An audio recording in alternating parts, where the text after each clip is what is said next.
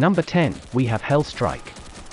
Hellstrike is a hardcore tactical conversion of Counter-Strike 1.6 that overhauls almost every aspect of the game, from shooting to movement, gun mechanics and gameplay, UI and sound design, into a more methodical and realistic engagement. It's so similar to the Insurgency game that was released in 2014. The major features provided are more movement options, overhauled shooting, gun attachments, realistic reload, advanced anatomy, new maps, and many more. It seems that the game doesn't need a good rig because it ran well on my PC. In the video, I was playing with bots and of course, I set the resolution to 720p. Unfortunately, they still don't provide the multiplayer mode yet due to the high cost of renting a server. For more details, you can visit moddb.com and type Hellstrike in the search box.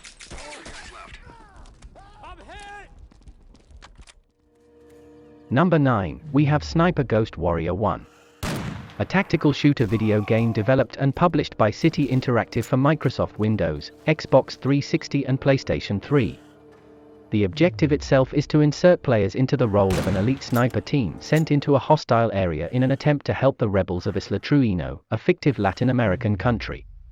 Be realistic, this game is so unoptimized. You know, I should sacrifice the graphic quality more than the minimum limit in game setting. So, the game will look more terrible.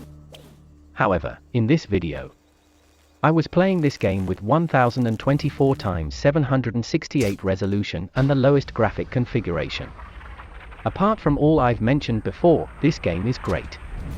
Good storyline, cool slow motion effect, play as the sniper and the spotter, 4 types of sniper rifles, etc. You should try it and the sequel as well. Number 8, we have Homefront 2011. Homefront is a first-person shooter video game developed by Cow Studios and published by THQ. The game tells the story of a resistance movement fighting in the near future against the military occupation of the western United States by a Korean unified under Kim Jong-un. The story is a bit complicated. I can't explain it deeply. The point I got is the story tells us about the war between the United States and North Korea. So far, the game is great. Decent weapon recoil, able to use a combat helicopter, cinematic effects, various types of weapons, great storyline, smooth ragdolls, and many more. One redeeming quality about Homefront is its graphics. They aren't jaw-dropping by any means, but the game looks good even some 10 years later. If you're seeking a game that contains propaganda, this one is for you. Number 7, we have Payday the Heist. Payday the Heist is a cooperative first-person shooter developed by Overkill Software and published by Daybreak Game Company. It was released in October 2011. The game runs on the Diesel game engine. It lets players take on the role of a hardened career criminal executing intense, dynamic heists in constant pursuit of the next big score, load out with an array of weaponry and equipment, navigate 6 high-stake heists with 3 other live or AI co-op part. So far the game runs well on my PC. I can say that the game is well optimized. It seems that the game doesn't need a good rig. You only need a CPU at least Intel Pentium 4, a graphic card at least Nvidia 7000 series, and of course only 1GB RAM. What I've mentioned before is the official minimum requirements from this game. You should give it a try. Number 6, we have Call of Duty 4, Modern Warfare. Call of Duty 4, Modern Warfare is a 2007 first-person shooter video game developed by Infinity Ward and published by Activision. It is the 4th main installment in the Call of Duty series. The game breaks away from the World War II setting of previous entries and is instead set in modern times. The story takes place in the year 2011, where a radical leader has executed the president of an unnamed country in the Middle East, and an ultranationalist movement ignites a civil war in Russia. This game provides the player an authentic advanced weaponry, coordinated assault and support, cinematic quality graphics and sound, and unparalleled depth to multiplayer. I would totally recommend to buy this game even in 2022 for the full price of €20 if you're a fan of the Call of Duty series.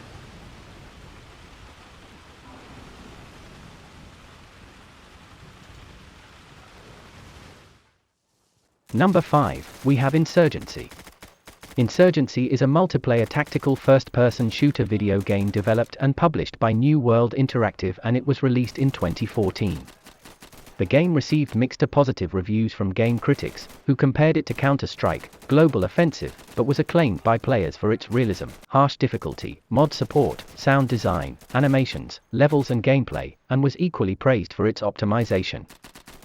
There are many features provided, such as over 40 weapons with numerous attachments, 16 maps playable in day and night versions, 7 multiplayer game modes and 5 cooperative game modes, offline practice mode with bots, simplified HUD and UI, highly immersive particle effects and audio to intensify the game experience, squad system built upon role-based player classes, and many more.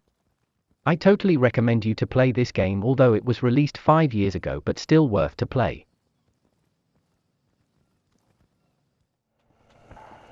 Number 4, we have Dead Island Riptide. Dead Island Riptide is a survival horror video game and sequel to Dead Island developed by Techland and published by Deep Silver, released in April 2013. Riptide takes place immediately after the ending of Dead Island, with the 4 immune survivors: ex-American football player Logan Carter, rapper Sam B, undercover Chinese spy Xian Mai, and former Australian police officer Perna Jackson.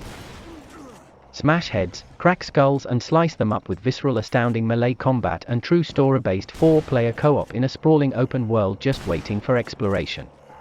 Collaborate with your friends, live through a story of the struggle for survival in a world gone mad. Experience the dense atmosphere, feel the destruction, the horror and madness. Immerse yourself in the turmoil that is taking place on the island.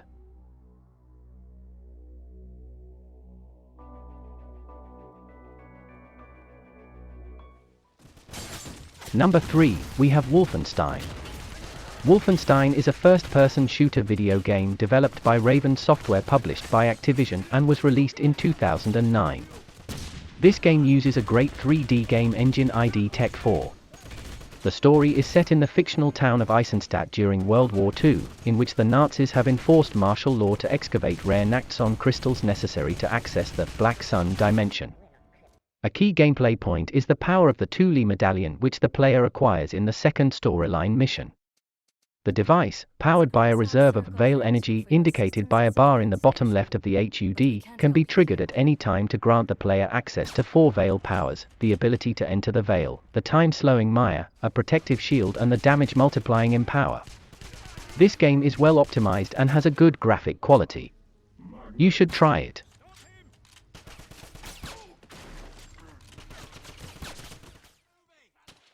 Number 2, we have Brothers in Arms Hell's Highway.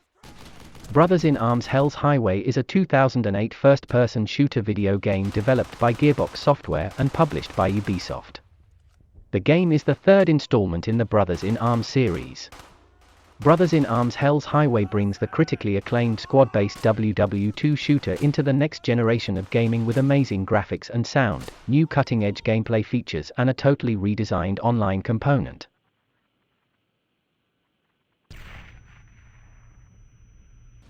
This game offers unprecedented graphics and many features. New story, new setting, unprecedented character design, rich cinematic experience, powerful new units under your command, destructible cover, completely new multiplayer experience, and so on. Personally, it's one of the best WW2 story-based FPS ever created. I would recommend you to play Brothers in Arms games in order. From Road to Hill 30, Earned in Blood, and this one.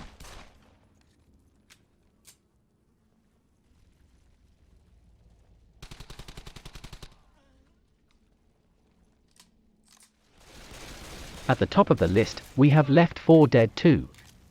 Set in the zombie apocalypse, Left 4 Dead 2 is the highly anticipated sequel to the award-winning Left 4 Dead, the #1 co-op game of 2008.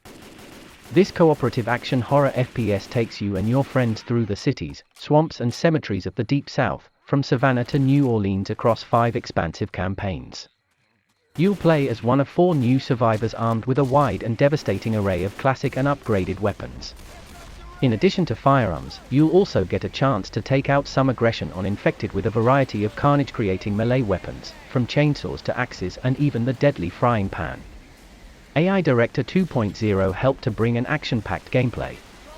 This improved director has the ability to procedurally change the weather you'll fight through and the pathways you'll take, in addition to tailoring the enemy population, effects, and sounds to match your performance.